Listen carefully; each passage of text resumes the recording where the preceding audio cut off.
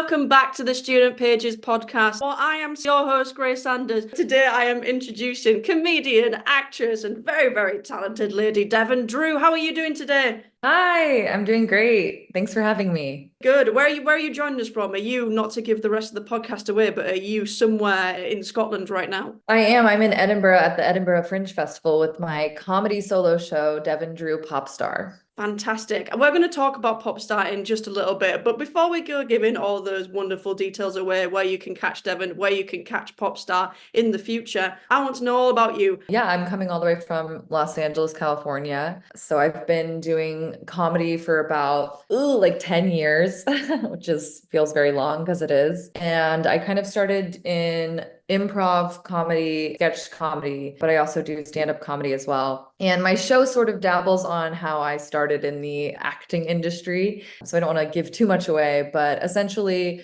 a man in the mall approached me when I was like 11 years old and was like, "Do you want to be on Disney Channel?" And I was like, "Yes, I've never thought about this in my life, but this is what I'm meant to do." And that was a big giant scam. And so were most things that I did as a young kid trying to get into acting. Because originally I'm from like Virginia, which is on the East Coast, but kind of like middle of nowhere. So not really a good launching pad for the entertainment industry.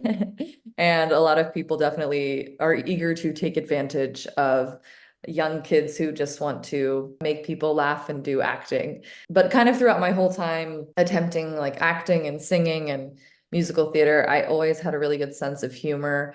And I was always able to laugh at the situations or myself. And I think I didn't realize back then, but as I got older, I was like, oh, I think I'm supposed to be a comedian. Like, I think all this stuff is funny and I'm making other people laugh. So maybe I should just start doing that instead. So after high school, moved to New York City and started just taking like improv classes at some of the big theaters out there, Upright Citizens Brigade, Magnet Theater. And then the weather was just too cold for me. I was like, it's freezing. So I moved to Los Angeles in 2014 when I was 19 years old to start trying to make it big in Hollywood, and kind of just fell into more improv and sketch classes out there at UCB Theatre and the Groundlings Theatre, where through my time there, I was able to get on to the Groundlings Sunday Company, which is like their big performance company, which takes a long time. I was on there for about a year and a half. And then I also am currently a mod performer on sketch night at UCB Theatre, which is a monthly sketch team where we perform. So it's been a long journey, but I have some success in the comedy world.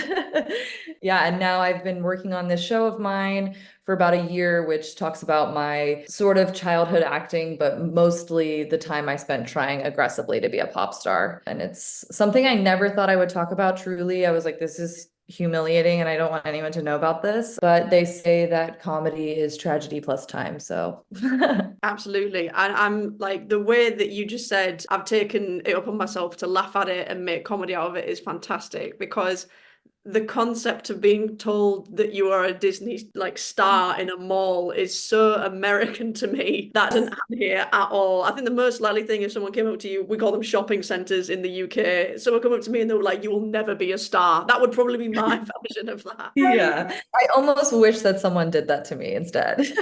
Maybe I'd be in a better field. But now, no, look at you. You went to New York, you went to LA, you're Mhm. dabbling in all of the different comedy types, and now you're at the hallowed ground of the Edinburgh Fringe. Just touched a little bit upon your show Popstar there. Where can we find you throughout? Are you there for the entire month? Yeah, I'm here for the whole month. I'm doing 21 shows, which feels crazy. You can find my show at Zoo Playground in Playground 1 at 22:45, so 10:45 at night, which is pretty late, but it's a really fun, high energy, high paced show that doesn't take itself serious at all. So it's a good late night thing to see after having a couple pints. Brilliant. You've already adapted onto the UK Great Britain culture, I having a have. drink You down. have to. I'm like Q for line, pint. I'm fully in it. I'm here like 15 more days or something like that, maybe longer. So I have to fully immerse myself.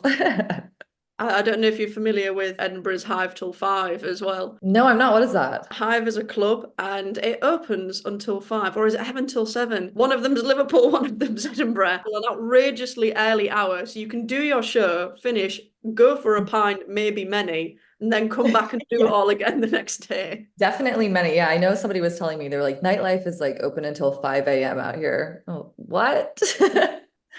That seems a bit excessive, but hey, maybe one of these nights when I'm feeling really wild, I'll party hard after one of my shows. That one thing about Great Britain, we can definitely party, or at least everybody who's done a comedy show and comes straight from that can definitely party. Yeah, and I feel But like so many people at the festival too, like it's so many beer gardens, so many like drinking spots. People are drinking like start of the day to the end of the day. It's a fun party. my friends in the comedy shows used to go at university, and obviously we used to be 10 people to a house in university. It was 10 people to a room when they went to Edinburgh Fringe Festival. This is my first time here. Yeah, it's so beautiful, but it's like my days are spent just out flyering and meeting people and trying to promote my show and then trying to preserve my energy and voice for my show. So, but luckily I do have one night off a week, so I'm trying to like shove as many things like tourist things as I can in there so I can like see the castle and I don't know, maybe go see some cows. Brilliant. Yeah, the two top Edinburgh hotspots, Castle and Cows. Yeah, castle and cow. I've got to do both. And see shows. And I want to see shows too. So Fantastic. Have you met anybody famous there yet? Any of like big British comedians? no, I haven't. I've spotted some people walking by on the streets and I've thought about like, oh, do I stalk them? But I'm not trying to get a bad rap out here, but it's enticing. You see them and you're like, what if I just like, I don't know, follow them for a while? Probably see some Come great shows, to be on. fair. Now, not to wish your time in Edinburgh away, but when you're jetting back off to the heights of LA, is there anywhere anybody else can catch you in your Groundlings Theatre? Yeah, you can catch me at the UCB Theatre every fourth Wednesday of the month with my sketch team Baguette. And then around town doing improv shows at the Groundlings, sometimes with Bad Company on Thursday nights, as well as like random bar shows and garage shows and club shows. So You seem to do a lot of different disciplines and different shows. Like, do you have like any idols that you look up to, like especially like women in comedy as well? yeah, definitely. One of my biggest idols is Kristen Wiig. She's an incredible character, comedian and actress, and she started at the Groundlings Theater. So like, and I'm like, oh my gosh, I love her so much. And I love how she's able to also do like straight acting as well, like dramatic acting now. I think she's really great. I love Maya Rudolph, Melissa McCarthy, a lot of like the women of SNL, Gilda Radner, those people I really look up to. I would say, is Popstar actually taking inspiration from Tina Fey's Girls Five Ever show? A great parallel to draw. It's Popstar is a autobiographical show about my life. So it's literally like, I tried to be a pop star when I was 14 years old. I was in like a pop girl group. I was in a band. I had a solo career. I had over 20 terrible songs that I wrote. I had like these cringy music videos.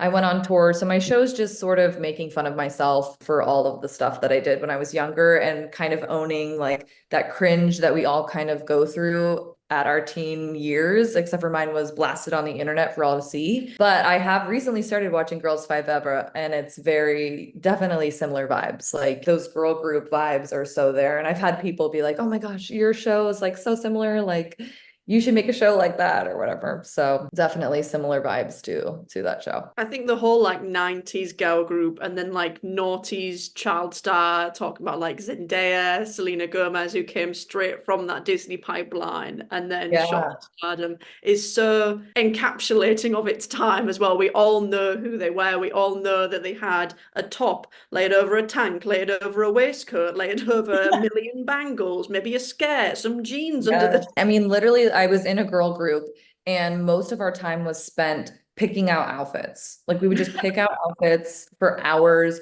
We would take photo shoots and I'd be like, are we gonna like do performances? And they're like, we've got to do photo shoots. I'm like, for what? So, and like I even have a little bracelet on now from my show. So it is very much of the time. Fantastic. What does it say on it? It says, man, take your balls out your purse and stop crying, Wise, which is, wise. it's a lyric from one of my songs. So if that gives you a little taste of how absolutely insane my music is, or was, I guess. So yeah, I give these out at the show. It's really fun. So you can make bracelets, you can take photos, you can sing, you can do comedy, you can act. I'll put a question mark next to dance probably as well. Is there anything you can't do? I can't read or write very good. No, just kidding. I am dyslexic, but I'm great at writing. I'm a good writer. Just maybe my spelling is bad, but my writing is good. All in the same boat here. Definitely a numbers person through and through. I was actually on that topic, to be fair. I've actually been watching the Olympics. Have you been keeping up with it? I've been trying to. It's been a little tricky being here and doing my show because I feel like everything's on, when I'm out, but I have been trying to watch when I can, or if I'm in a bar, catching it on the TV. Like, I've been thinking about what I would actually do if I went to the Olympics, and the answer is probably none of them. I think I would get in horrific injuries very quickly compared to these people. Yes. There's also so many sports that you don't realize are sports until you're watching the Olympics. And you're like, what is this? Like, I was watching one the other day. I don't even know what it's called. Sorry. But they're in like canoes, but they're like racing down this hill. And Oh, it's, the canoe slalom. is that how you know what it's? Gold. I didn't know I wanted to do that until I saw it yesterday. Yeah, and I'm like, where do they practice that? Like, they're going to rivers? Like, what is this? And and they have to like flip upside down. It's the most intense looking sport I've ever seen. And I don't know how you get into something like that, but they did. How do they think of the sport before they do it to the point where it can be an Olympic sport? Like, who was like, I think I can go down a water rapid 10 round, do a 360, and then still make it to the finish line faster than you. I get running, I get jumping, Yeah, I can throw further than you. Canoe yeah. slalom. I know, I don't know. Or like I was thinking like what sport now are people making up that they need to get a couple more countries on board with that then we'll see it at the Olympics in the next like 4 years. I think the only Olympic sport that will be any good at is curling up and dying, probably. Yeah.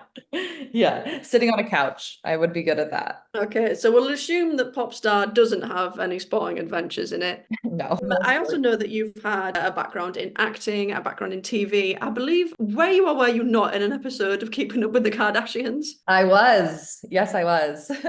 Tell me everything. How, when, where, why? So I believe it was, oh my gosh, I think it was maybe in 2021. It might have been 2019. My brain doesn't work very well anymore. But basically they were coming to take an improv class at the Groundlings Theatre.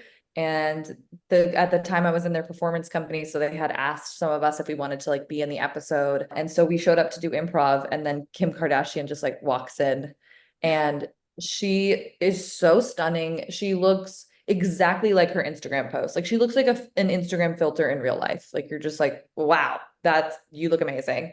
And we got to do improv with her, and she was so shy and nervous. It was really sweet. And she like didn't really want to do it. She was like, you guys are so good at this. Like, I don't like doing this.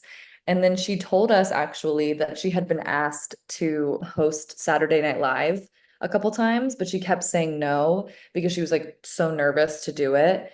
And then all of us like gave her this pep talk. We're like, you're Kim Kardashian.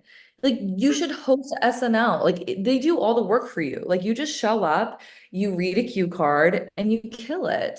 And then that next season, she ended up going on as a host. So I don't know. I think it was me that helped encourage her to finally host SNL. The inspiration to Kim Kardashian is definitely a line for your resume. I believe it. So So I can't imagine that Kim Kardashian is very much of a yes and sort of person. I think she wanted to be, she was like so nervous. She literally did like maybe 5 minutes of improv with us and then was like, I just want to sit down and watch. And we were like, Oh so man. I think she knows what she's good at, and that's not improv.